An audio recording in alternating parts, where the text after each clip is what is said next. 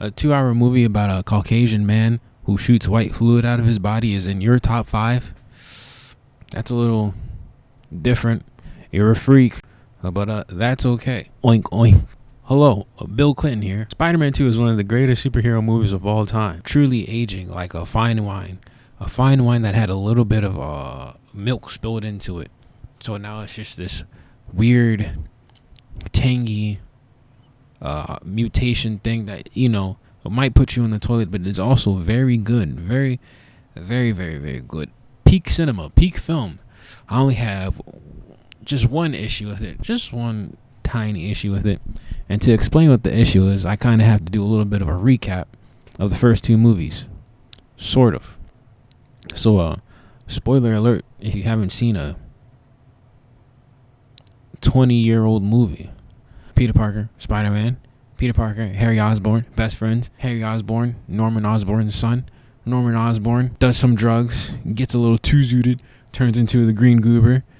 Norman Osborn / Green Goober, Spider-Man / Peter Parker have one of the deadliest New York beefs in 2002, which results in Norman Osborn trying to shish kebab Peter Parker, but then he's like, hold on, I was just pranking you. But then he goes, Sike, that was also just a prank, which leads to him shish kebabbing himself. And that results in Spider-Man bringing back a dead Norman Osborn, which is kind of crazy. A dead Norman Osborn back to Harry Osborn's house and placing him on his bed. Harry sees this and he's like, from this image, it kind of looks like Spider-Man killed my dad. Fuck Spider-Man. 24/7. Skip a bunch of heroic scenes, yada, yada, yada, yada. And into the second movie, an hour and 45 minutes to be exact. An unconscious Spider-Man is delivered to that same exact couch where that dead Norman Osborn was. And Harry Osborn, being a half-decent son and getting a revenge for his father, gets ready to kill Spider-Man. But before he does that, he decides, let me see the face of my father's killer. Because we're all curious. Which, results in him finding out that it's Peter Parker. Here's my issue with the movie.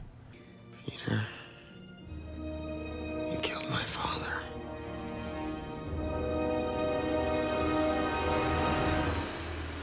There are bigger things happening here than me and you. Harry, please, I've got to stop him. Would have just been so hard to say no in that moment. Just say no, but can we talk about that later?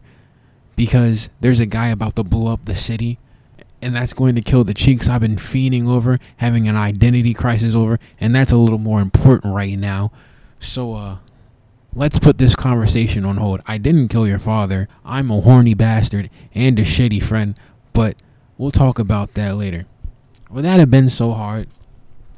In fact, I want to try something. I just want to try something. Peter, you killed my father.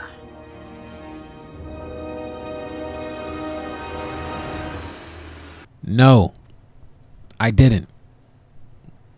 Goodbye.